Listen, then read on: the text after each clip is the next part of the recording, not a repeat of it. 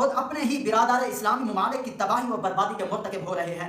ان حالات میں اس کے علاوہ کیا کہا جا سکتا ہے؟ ہو رہا ہے، ہم اس کی بھرپور مذمت کرتے ہیں، اور خاص کر ہم امریکہ پر لعنت کرتے ہیں کہ انہوں نے تھے تو وہ آبا تمہارے ہی، مگر تم کیا ہو ہاتھ پہ ہاتھ دھرے منتظر فردا ہو۔ بسم اللہ الرحمن الرحیم۔ السلام علیکم ورحمۃ اللہ وبرکاتہ ناظرین و سامعین۔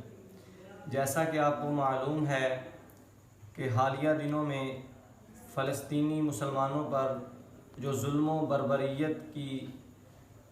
بربریت کے پہاڑ توڑے گئے، اس کی نظیر اس صدی یا چند صدیوں تک نہیں ملتی۔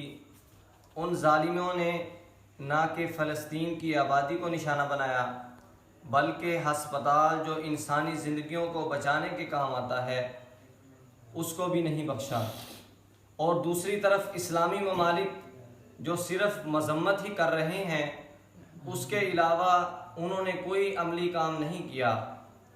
یہ امت مسلمہ کی ہٹ دھرمی ہے جس کا مسلم امت کو جواب دینا پڑے گا۔ اور وہ بھی ایک دور تھا کہ جب ایک عورت کی پکار پر سارا کا سارا اسلامی لشکر مدد کو پہنچ جاتا تھا، اور جو کفار ہیں ان پر لرزہ کا طاری کر دیتا تھا۔ یہ ہمارا ماضی تھا جو کہ مسلمان اب بھول چکے ہیں۔ اسی لیے اقبال نے کہا تھا، تھے تو وہ آبا تمہارے ہی، مگر تم کیا ہو ہاتھ پہ ہاتھ دھرے منتظر فردا ہو۔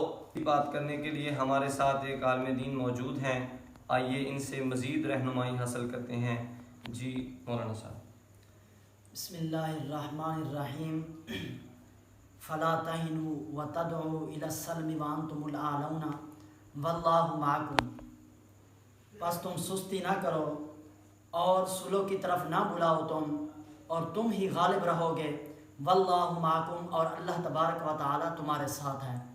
حضرات محترم، یہ فلسطینیوں پر جو ظلم ہو رہا ہے، ہم اس کی بھرپور مذمت کرتے ہیں، اور خاص کر ہم امریکہ پر لعنت کرتے ہیں کہ انہوں نے اسرائیل کی مدد کر کے مسلمانوں پر جو ظلم ہو رہا تھا اس پر مزید اضافہ کر دیا۔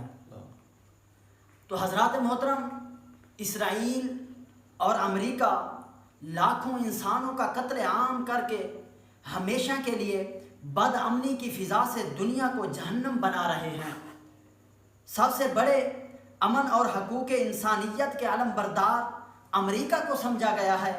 کون نہیں جانتا کہ افغانستان، عراق کی بربادی کا ذمہ دار امریکہ ہی ہے، اور ان واقعات میں جتنی انسانیت کی تباہی کا اعزاز اس کو حاصل ہوا ہے، حساب و کتاب سے باہر ہے۔ اس حساب و کتاب سے باہر ہے۔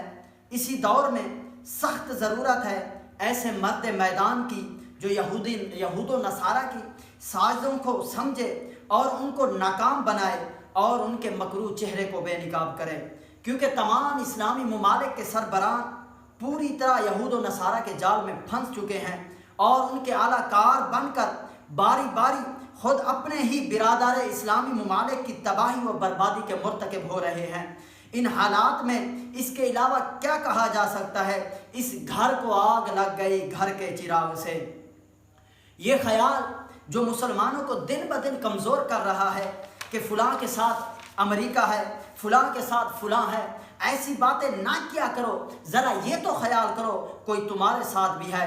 واللہ معکم، اور تمہارے ساتھ اللہ ہے، جس کے سامنے امریکہ کی نہ کوئی حیثیت ہے، نہ اسرائیل کی کوئی حیثیت ہے، نہ سپر پاور کی حیثیت ہے۔ ہمارے حکمرانوں کو اپنی پڑی ہوئی ہے، فلسطین کے مسلمانوں کا برا حال ہے، اور ہمارے حکمران اپنے جلسوں میں مسلمانوں کی بیٹیاں نچا رہے ہیں۔ ہمارے حکمرانوں کی غیرت ایمانی ختم ہو چکی ہے، اور اگر غیرت ایمانی ہوتی تو یہ ان کی مدد کرتے اور ان کی طرف اپنی فوج کو بھیجتے۔ حضور کا فرمان ہے، اگر ایک مسلمان مشرق میں ہے اس کو کوئی تکلیف پہنچے، اور دوسرا مسلمان مغرب میں ہے، اگر اس کو اس کی تکلیف کا احساس نہ ہو تو اپنے ایمان کی خیر منائے۔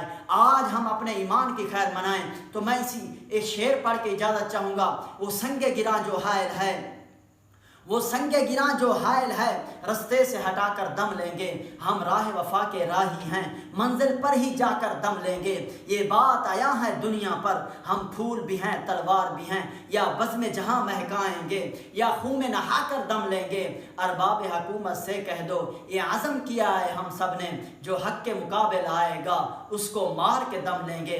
اللہ رب العزت کی بارگاہ میں دعا ہے کہ اللہ رب العزت ہمیں اور ہمارے حکمرانوں کو غیرت ایمانی نصیب فرمائے۔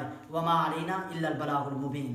جیسا کہ آپ نے مولانا کی گفتگو کو سماعت کیا، جس طرح انہوں نے اپنے جذبات کا اظہار کیا، کاش کہ ایسے جذبات، ایسی غیرت ایمانی ہمارے حکمرانوں میں بھی پیدا ہو جائے، تو پھر اسرائیل کیا پوری دنیا کے کفار ہمارے سامنے آ جائیں تو انشاءاللہ ہم ان کو نیست و نابود کر دیں گے۔